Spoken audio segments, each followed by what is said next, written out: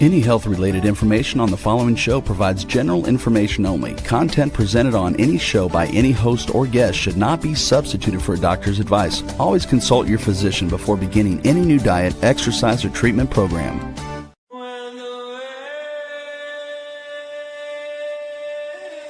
For centuries, ancient cultures knew the secrets to longevity, vitality, and healing. Now, modern science is catching up.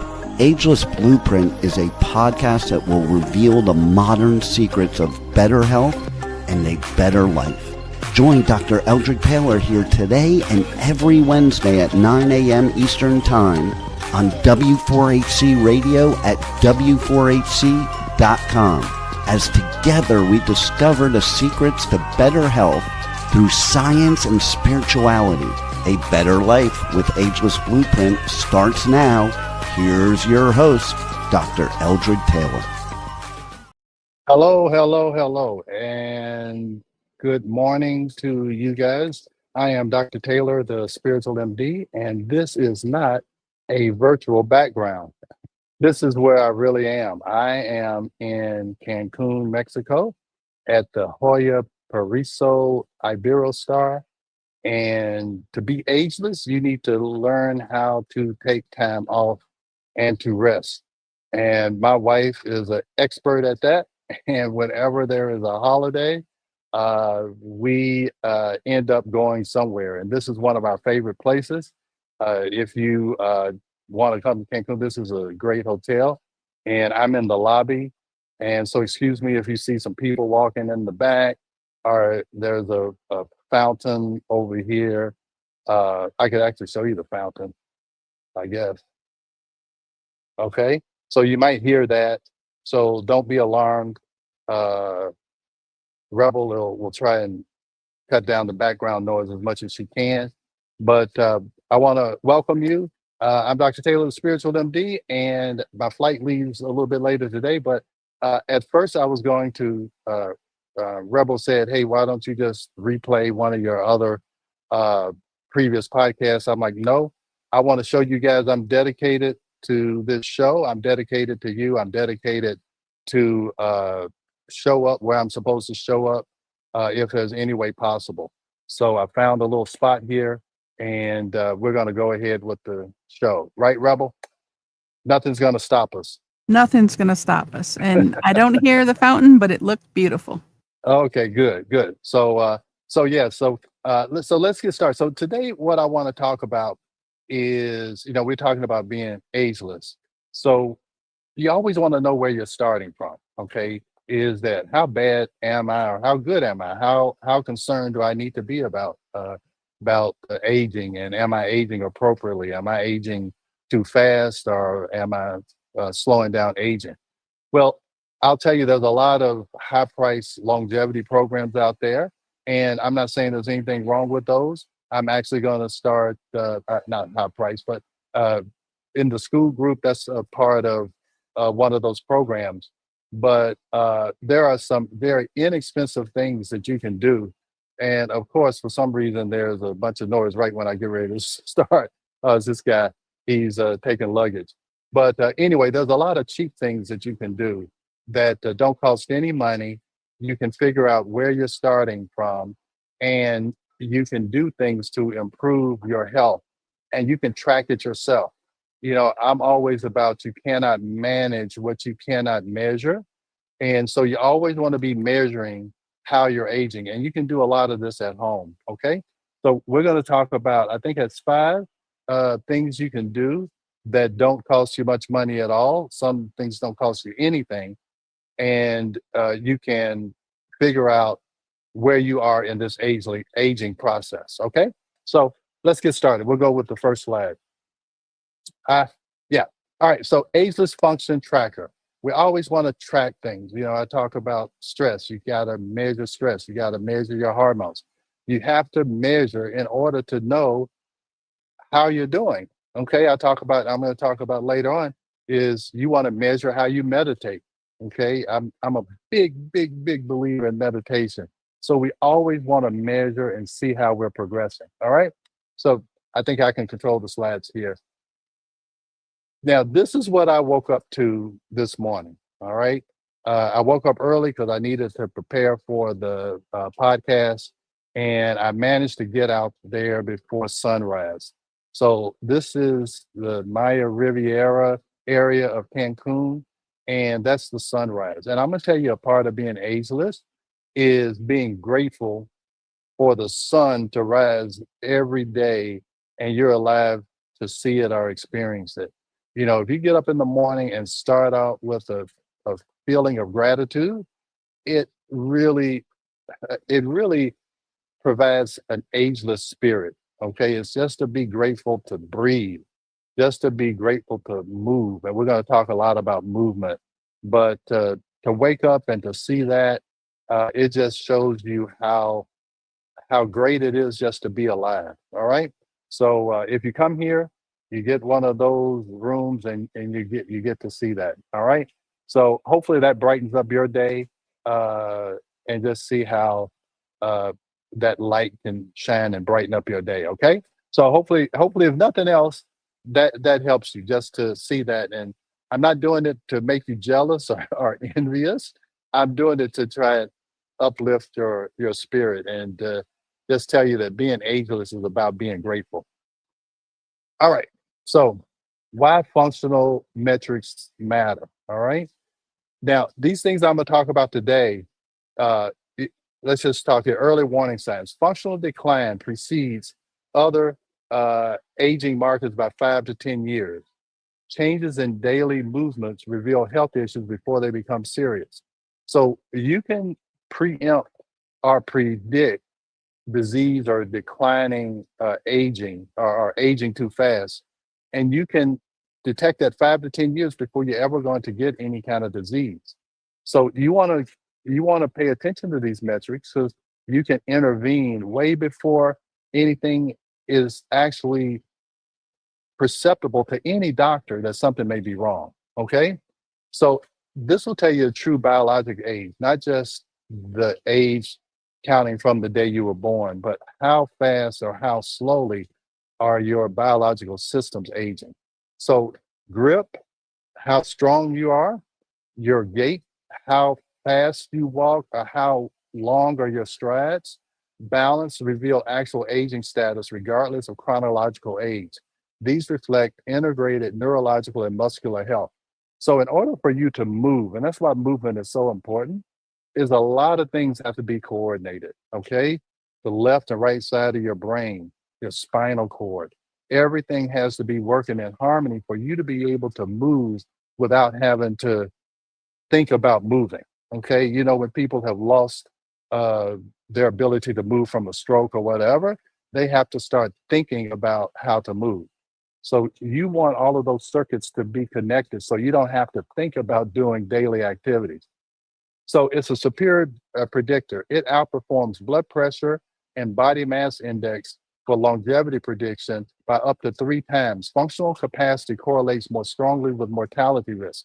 So just by measuring these, you can decrease mortality. Okay. So again, I can't tell you how important these things are. So actionable insights. Unlike genetic tests, these metrics provide immediate feedback, improvable through intervention. Small improvements yield significant gain in independence. So these metrics are used worldwide to assess elite athletes and aging adults. These tests have decades of validation across diverse populations. So this is the thing when I'm talking about going to a regular, going to a doctor. They are looking for disease. They're looking for what has happened 5 to 10 years after you could have identified some things that you needed to improve. So that's why I say every person has to be their own health advocate. You cannot depend on the government, on Medicare, Medicaid. You can't depend on that. You got to depend on yourself. You have to be independent and you have to take control of your health. And this is a way that you can do it. All right, so grip strength. Now you can get one of these on Amazon for like 19 bucks. I have one. I meant to bring it so I could show it to you, but this is just measuring grip strength. So you can use it's a called a danometer. All right. So you sit with your elbow at 90 degrees. You can read this. I'm going to have a downloadable PDF where you can look at all of these. I'm going to add that to the podcast as a link. But you sit with your elbow at 90 degrees and you squeeze that and you do it 3 times. All right, 3 attempts per hand, 60-second rest in between. And you record the highest value for each hand. And these are the target goals over here. I won't go through all that. Again, I'm going to give you a PDF where you can have all of this. And actually, I'm going to download a tracker that you can use. So what does it indicate? It reflects your total body strength and fertility risk, frailty risk, okay? It predicts all case mortality. It's 25% stronger grip equals a 17% lower mortality risk. And you can improve this with practice, like with anything, you can improve it. And with that, you're going to decrease your mortality risk by 17%. It also indicates brain and cognitive health. So again, in order for you to grip or do anything, your brain has to be able to fire all of these neurons to do this and do it with power. So a weak grip equals longer recovery times. So Dr. Taylor, it's yes. we have a question. Can you improve your grip if it's not as strong as it is? Or, Yeah, it's just by practice. It's just like anything. You practice it and it can get stronger. Okay. So here it says regular testing helps to identify early muscle loss and nervous system changes. A 5% improvement. I'm sorry, I went back. But yeah, you can. Significantly impacts health outcomes and independence. So yeah, with any of this, we're going to talk about how you can improve it. So and I want to get across one thing is that if people think, and we talked about this last week, that I'm genetically weak or it's things that I cannot change. Yeah, in some cases there are when you have some type of debilitating disease like ALS or whatever. But almost any other metric here, there's ways you can change it. And I'm going to show you at the end the things I've done to change it. I'll show you the proof and how I've measured it. So again, I'm not telling you something that I haven't done myself.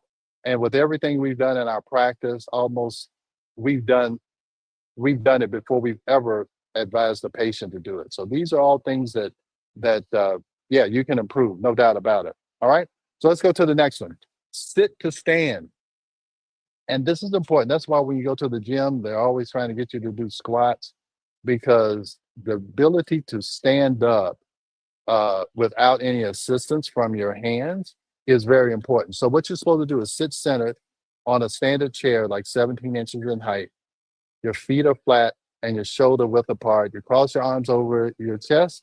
You keep your back straight throughout the test, and you stand up completely upright, return seated position without using your arm. And you'll see people, make all kinds of groans and grunts to get up and pushing and scooting to the end of the chair. All of those are bad signs, okay? You should be able to stand up, sit down, okay? And you're supposed to do it. You're supposed to repeat it for 30 seconds. And you want to try and get to 12 to 19 reps. That indicates good fitness. Age targets, again, I'll show you all this. At certain ages, you're expected to do more when you're younger and less as you're older. But if you can meet the goal of a younger person, then that tells you that you are slowing down your aging process. So what are the benefits of this? You measure lower body strength, balance, and cardiovascular health.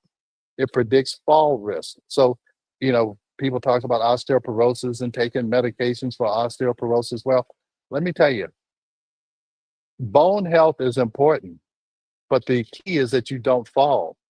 Even if you have osteoporosis, if you can maintain your balance and not fall, you're not going to break a bone. So that's why even if you have osteoporosis, you want to do these things because you want to try and improve your balance and decrease your fall risk, okay? So each additional rep correlates with 14% lower mortality risk. Improving by just 2 reps can significantly extend your health lifespan. Now, this test stimulates a movement performed 30 to 50 times daily. Regular practice strengthens key muscles and improves functional capacity. Those with knee or hip concerns should consult a healthcare provider first. So yeah, you don't want to, if you've got a arthritis in your knee or whatever. But I still think that doing this exercise is going to help increase the mobility of the joints. Okay, so that's test number 2. Just being able to stand up without any extra assistance. All right. All right. So let's go to the next one. Gait speed. So I'm showing my age, and Rebel, again, I don't want you to uh, divulge your age, but if anybody used to look at the Carol Burnett show and would see Tim Conway act like an old man and shuffle his feet, have you ever seen that, Rebel? It does come on at Nick at Night and some other, I think it's on Tubi TV. Yes, I didn't Yeah, see it when it yeah. was originally though.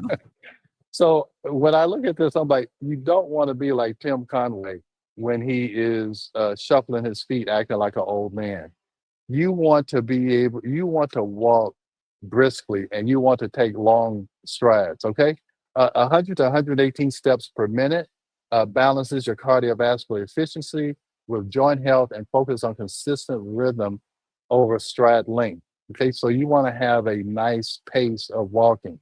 Not too slow, not too fast, but distance maximum. You want to aim for 1 mile in 15 to 20 minutes. So when you're taking a walk, you need to at least be doing 3 miles an hour. That would be 20 minutes per mile. Okay. But that doesn't So, include all walks, right? That's on special oh walks. You yeah, can yeah. take a That's nice stroll through the park yeah, or the zoo. exactly.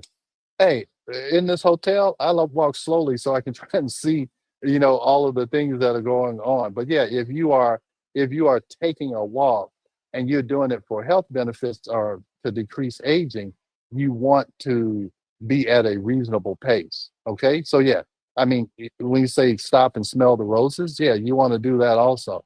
But if you're trying to walk for health benefits, it needs to be at least at this pace in order to improve health and to slow down aging.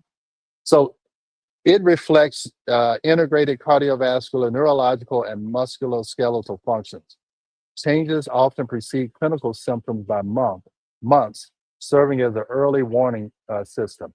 And now you can track this on the Apple Watch. And if you've never looked at the health icon on the Apple Watch, it looks at gait speed, and it looks at some other metrics. I'm going to show you at the end, but it also looks at gait stride, how long the strides are taking. It really does.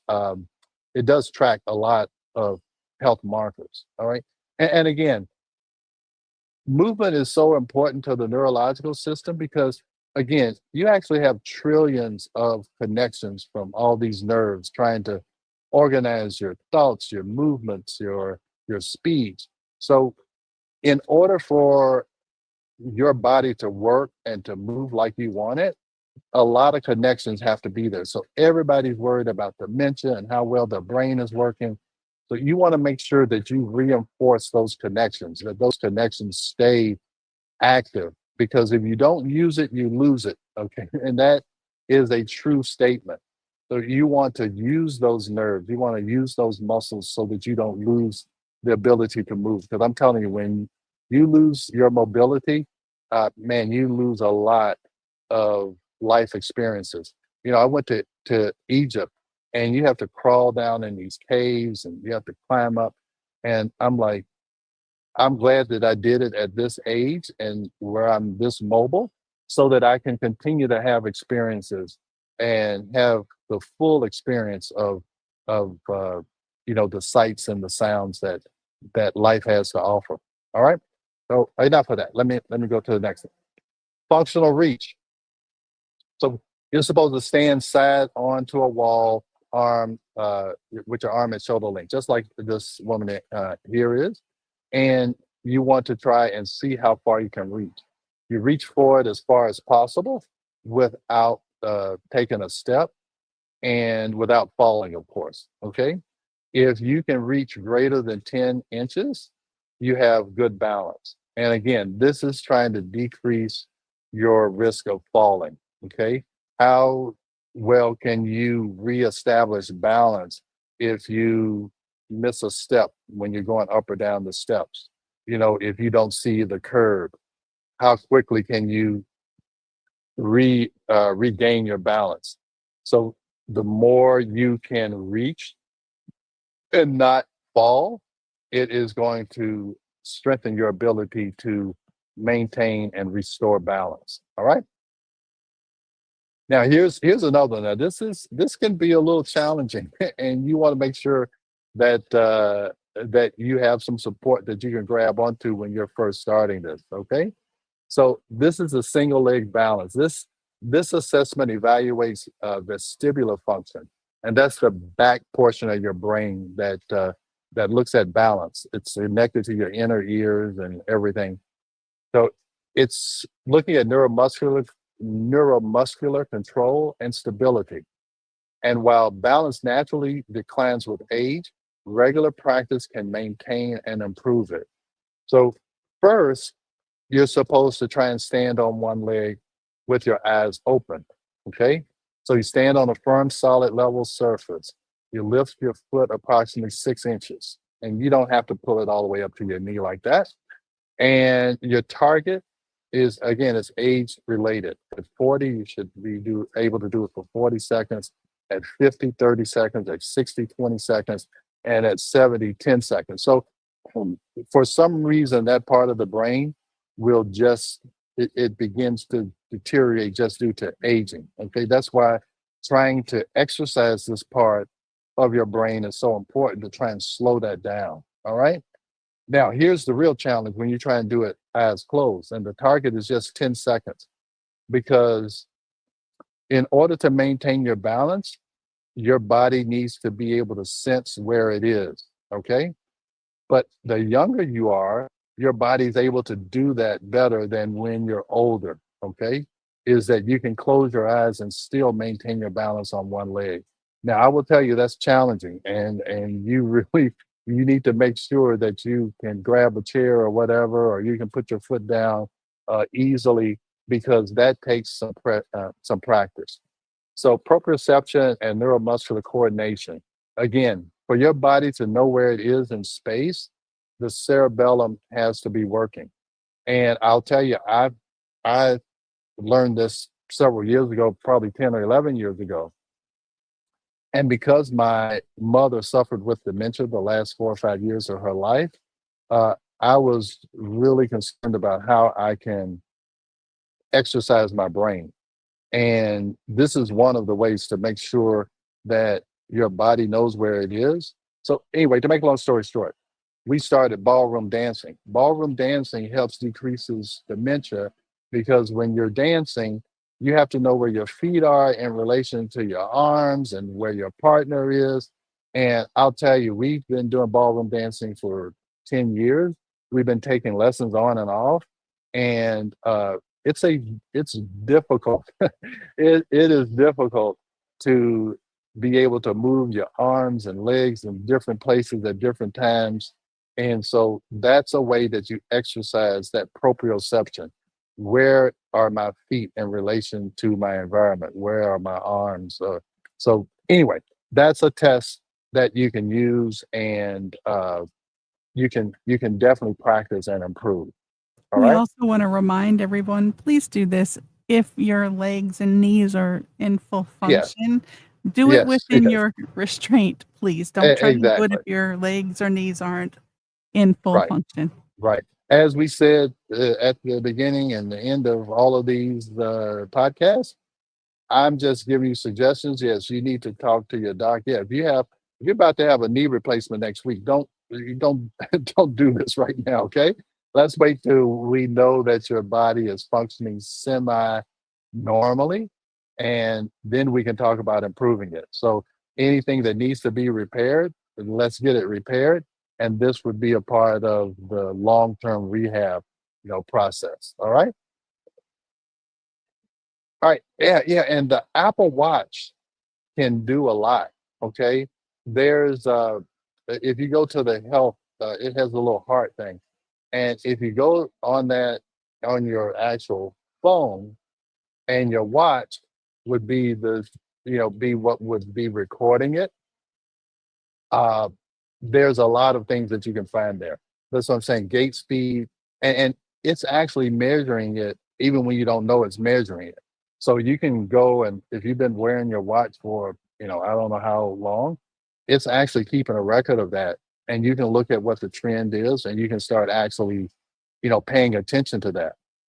It looks at walking steadiness. It looks at how well you're putting your weight on your left and right foot. Are you favoring one or the other? It really is amazing what it's recording. And it can look at stride length and walking asymmetry. That's what I'm talking about. Are you focusing more? Are you preferring one side more than the other? It can be indication that you have some weakness in a hip, or you have some kind of back pain that your body is trying to adjust for. So if you have an Apple Watch, and I'm an Apple guy, but I'm sure Google has the same thing, and Fitbit, all of those, whatever your way of uh, uh, obtaining these metrics, it doesn't matter. All I know is Apple, but I'm sure all of the other companies have something like this, and I think it's great, and we just need to start paying attention to it so that information is there. All right. So let's go to the next one.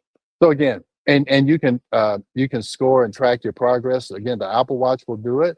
I'll actually have a link for a PDF where you can track it.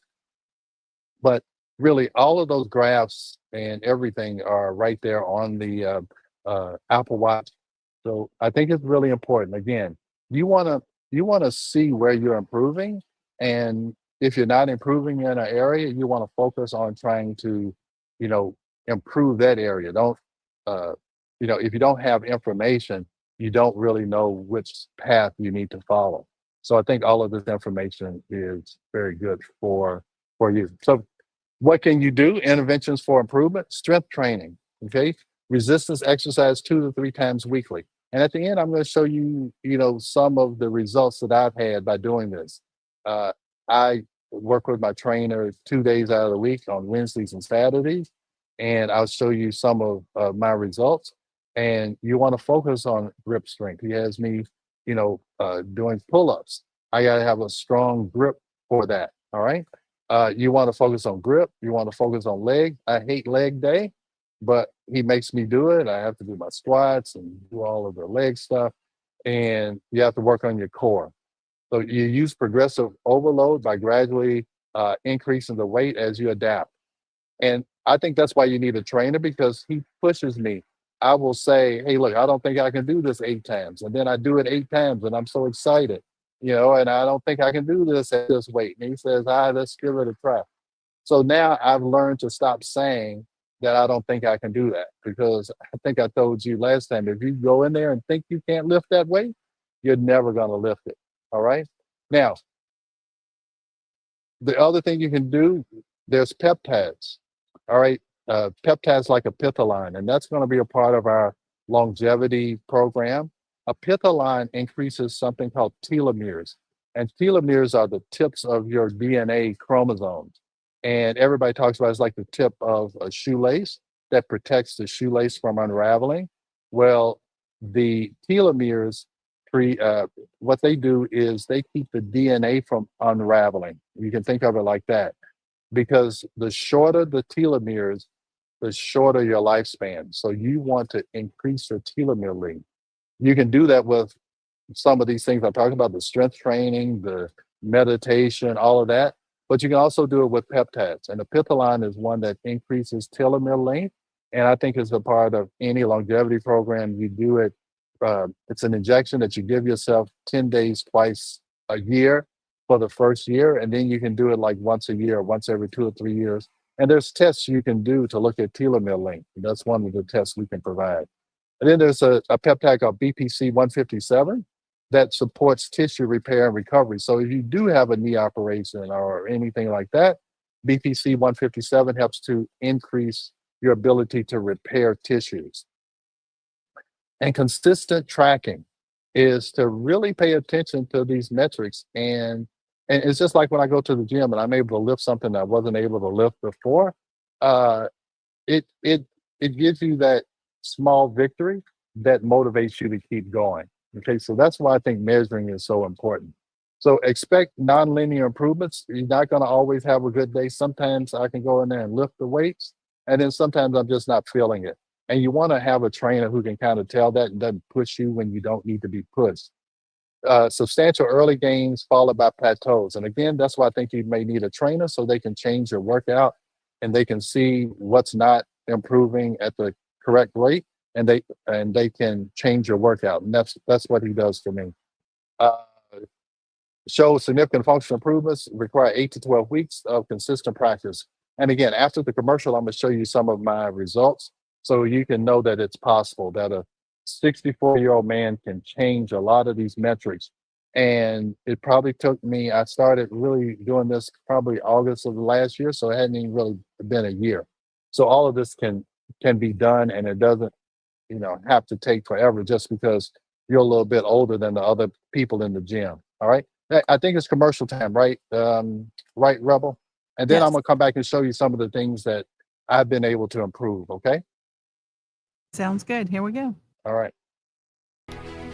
We are going to a quick break, so stay with us as we explore the Ageless Blueprint right here on W4HC Radio and Talk 4 TV. An ancient secret with a modern twist for better health and vitality. Dr. Taylor will be right back.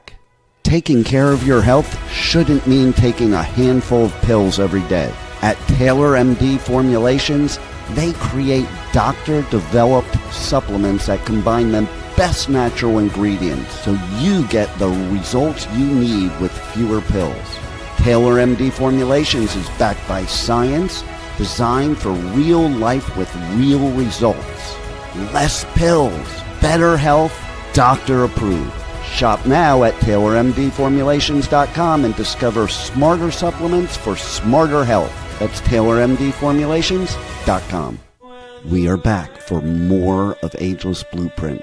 Once again, let's join Dr. Taylor for more insights and research on the ancient secret to better health and a better life in modern times. Here's your host, Dr. Eldred Taylor. All right. Hello. Welcome back to Ageless Blueprint. Again, I'm in a resort in Cancun. This is not a virtual background. If you just joined me, I'm actually practicing what I preach and taking some time off to rest and recover. And we've been talking about ways to monitor your own health at home and to improve or slow down your aging process. So I would ask you to, you are the architect of your aging. So let's just keep going. So you ought to download the tracker. I'm gonna have it as a link at the bottom of the podcast.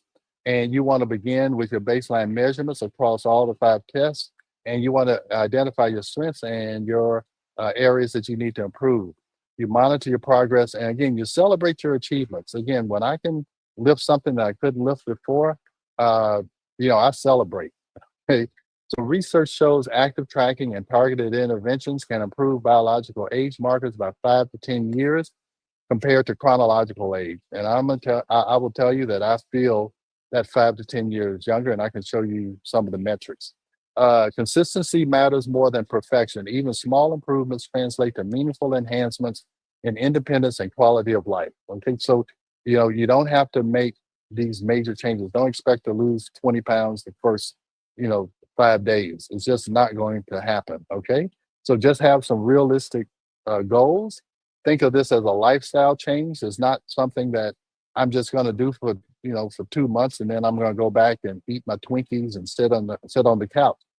You have to make a lifestyle change. Okay, so just think of this as this is something I'm going to incorporate into my life daily. This is not optional. All right. Now, this is my trainer. This is a guy named Drew. And about I don't know, it was like 2 weeks ago. He was like, I need to take a picture of you. You're one of my best students. You come in, you do what you're supposed to do. And you know that old saying, when the sun's out, the guns are out. I got guns now. All right. I told him when I first started working with him is that I want to be able to go to the beach and not be ashamed to take my shirt off. I would see some guys on the beach and they'd have these big beer bellies, and they're just walking around so proud. And I'm like, wow, these guys are really self confident. I'm not that self confident. So I told them I want to be able to take my shirt off at the beach now. I I still do it sparingly, but I'm not self-conscious about it anymore. So that was my one little goal. And then after that, I was so it was such a habit for me. Now I don't want to miss. I worked out while I was here. So it has become a lifestyle for me. And not only do you want to measure your body, well, let me go to the next slide. I'm gonna come back to this one. All right. This is I have a body composition scale uh, at home. And you can get this off of Amazon. It costs $50, $60.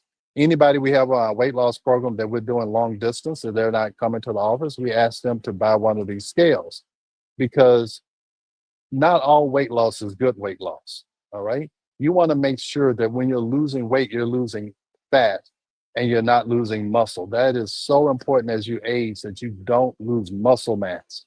That's why I'm so proud of that picture because I have gained muscle mass and I can measure it and I have measured it.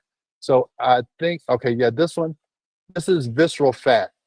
So this is the fat that can kill you. All right. This is the fat that's inside in your omentum that carries all of these toxins. And over the last 263 days, my visceral fat has gone down by 7 pounds. And that's probably the most important thing for me. Okay. Is that dangerous killer fat I've been able to decrease by 7 pounds. Uh, that's probably what I'm most proud of. And how did I do that? Probably by changing to a plant-based diet. I eat meat very sparingly, and usually, if I do eat meat, it's some wild caught fish. But the plant-based diet is, I mean, that's just a part of me now. It's not that I try to resist having meat. I just don't want it. And it helps me to control my weight. And you can see in a plant-based diet, my muscle mass has increased by 5 pounds over less than a year. That's not supposed to be really possible. Okay. That's why my trainer was so proud of me because uh, I had gained this muscle mass by working with him. And at this age, that's not supposed to be very common. And this is my skeletal muscle. It's gone up by 10%. So I'm very proud of that. And I keep working it. I don't want to see any dips in it. So I do this. I usually weigh myself every 2 to 3 days, and I want to make sure that I'm on track with this. All right. So I'm not bragging, but I'm just telling you this is something that can be done.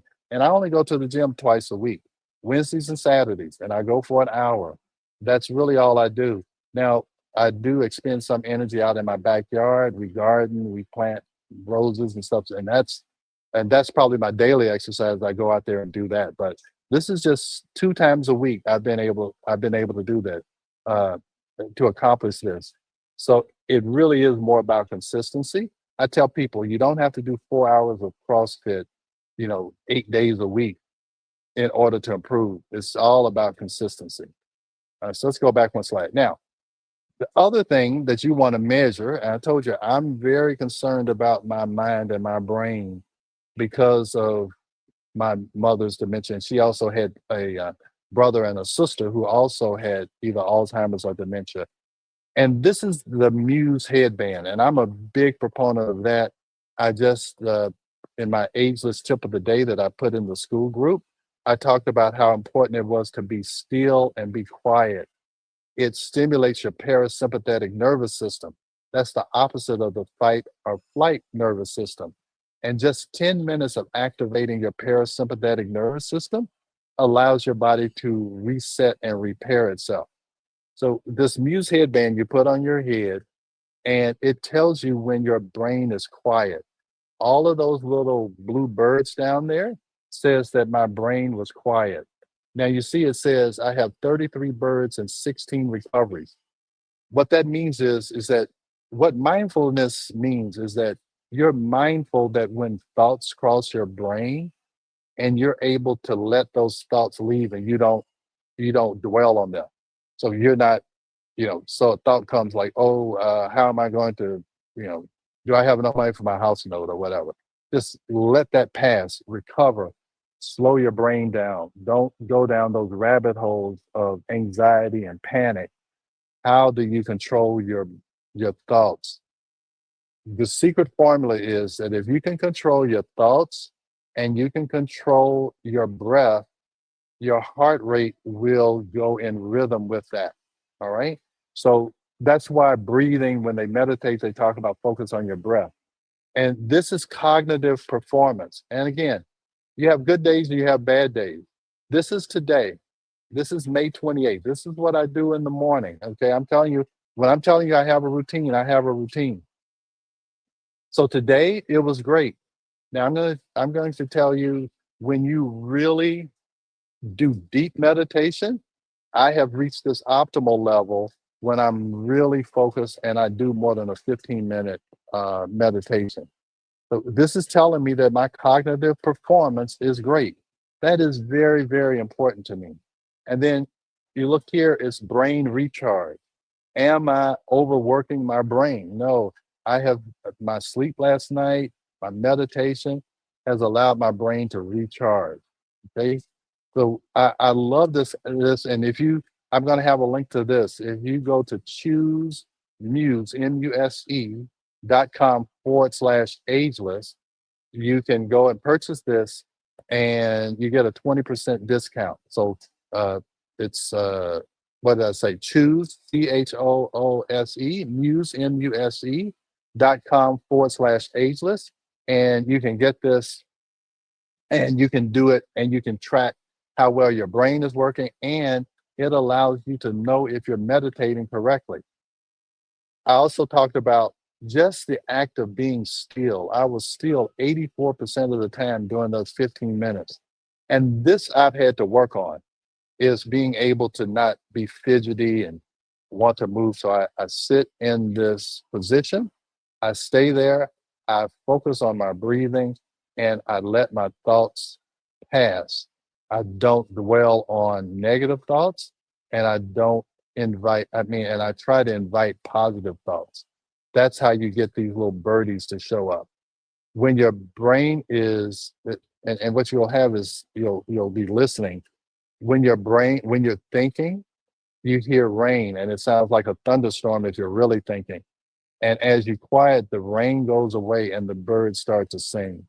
And your brain can start to get trained. And I can do it, willingly, is that I know how to slow my brain down. And it actually looks at these brain waves. And I think I'll do a whole lecture on talking about brain waves and how you can get into these different states to do different things. You want to have a different type of brain wave when you're trying to reset your brain. You want to be in delta or theta or alpha. And when you're doing work, you want to be in beta. And when you're frazzled, this is where you don't want to be, is in high beta. And this tracks all of that for you. I really, really, really can't tell you how important I think this is, especially as you get older. If nothing else, just for this cognitive performance. And you'll see how the better you get at meditating, your cognitive performance will increase and this brain recharge will be very consistent. So what I'm trying to get across to you is that it is important for you to not only train your body, but is to train your mind. All right. And then so we talk about body, mind, and spirit. And I think getting up in the morning and seeing the sunrise or watching a sunset, I think that connects you to spirit. Okay. The intelligence, the God, the whatever you want to call it, that is controlling this universe, that makes sure that sun rises in the east and sets in the west. Just to see the wonder of how this universe works, I think that's one way to connect you back to spirit. When I go out into the garden and I see that I planted one little plant and I have more cucumbers and tomatoes than I can even think about eating, is another way to connect the spirit, to see the wonder of nature and how this hotel is so beautiful that someone thought of this in their mind and they created it. And that's what mind, body, and spirit is. I believe that this creativity in this hotel comes from spirit. It enters someone's mind who's open to it, and it can be created. Now, that I don't want to sound mystical or whatever, but that's kind of what happens as you begin to age. You begin to see life in a broader sense. You're not so focused on you because you realize that I'm going to be gone. This body is going to be gone someday, but your spirit can last forever. You know, my parents' spirit is in me, and hopefully I'm relaying that to my kids or whoever I'm around, that the spirit that I have is projected in this podcast and projected in anything that I write or anything that I say, is that I'm trying to project this spirit of my love for humanity and my love for educating people on how they can live life fully. So I didn't want to go on that big monologue, but I ended up doing it anyway, because I really am passionate about this because I've seen the changes in myself, and I believe it's possible for anyone who really dedicates themselves to it. And even, you don't have to do everything. Just do one thing. Just work on your grip strength. Try to stand on one leg today. See how long you can do it. And just do that for a week and see how you improve in a week just by trying to stand on one leg for 10 seconds and then do it for 15 seconds and then do it for 20 seconds. Then when that gets easy, try to do something else. Order the dynameter from Amazon and try and increase your grip strength. Just practice and see if you don't improve. So, Rebel, any questions? You got any questions? Yes. For yeah. multitaskers, would it blow it Okay. off the chart? Oh, If, was that? if you were doing that measurement and you're multitasking and just a mile a minute on brainwaves, would it blow it off the chart? Yeah. It might explode, and that's that's what we're trying to. That's what I've learned, and no one can really multitask effectively. Okay, if you are multitasking, you are not focusing enough on that one thing to get it done in the best way possible. You're really better off focusing on task number one, completing it fully, task number two. Because here's what happens: you end up, and I even do this when I'm trying to think about, hey, what podcast I'm going to do. I'll start to, I don't know how to do this, I ought to do that, I ought to do this, and I end up having all of these partially done presentations. I'm like, all right, okay, wait a minute. And Rebel, that I told you, I said sometimes I think that I've sent you the title and I haven't. And I think that's because I'm multitasking. But anyway, is that doing the meditation will help you to slow your brain down so that you don't think that you have to do 10 things at one time. Okay. But I do have to do multiple things at one time. I can't slow down. Well, this is what I would tell you is that while you're at work, you got to do that. But the key is, can you control that? So when you leave, can you leave all of that behind and slow your brain down so that you're not thinking about those 20 things you have to do or you had to do when you're at home eating, trying to relax, trying to sleep. And I think that's what happens. You can't turn your brain off. And that's why I was saying that how many birds and how many recoveries, how quickly can you recover if your brain does start to wander? And that's what I think the practice is. You can multitask, but then after the multitasking is over, okay, I need to shut my brain down because I need to relax and I need to eat. I need to go to sleep. I need to recharge my brain so I can go back to multitasking tomorrow if that's what your job requires. So anyway, I know it's time for us to go. I hope this was helpful. I'm going to make sure, and Rebel, can you make sure I send you those links so we can add it to the podcast and make sure that I give them what I promised them? Absolutely. So we're going to put it in the show notes. Yeah. So I'll send you that and we can put it in the show notes so you guys can have those trackers and anything else I told you I was going to provide the link for. Oh, and for that Muse band, I would tell you to really do that. I'm gonna put that link down there too. I think that's really important. And so long Absolutely. from Cancun. I gotta pack and get ready for my flight back to Atlanta and get back to the office tomorrow. Safe travels. Safe travels. Have a All good right. one. Thank you. Bye, All right. Bye everybody. bye. Thanks for joining Dr. Taylor today.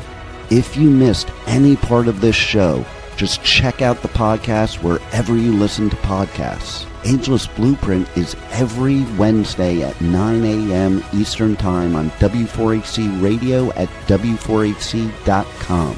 Together, we discover the ancient secrets to better health through science and spirituality made for modern times. Until then, feel free to check out agelessblueprintpodcast.com and TaylorMDFormulations.com for more information.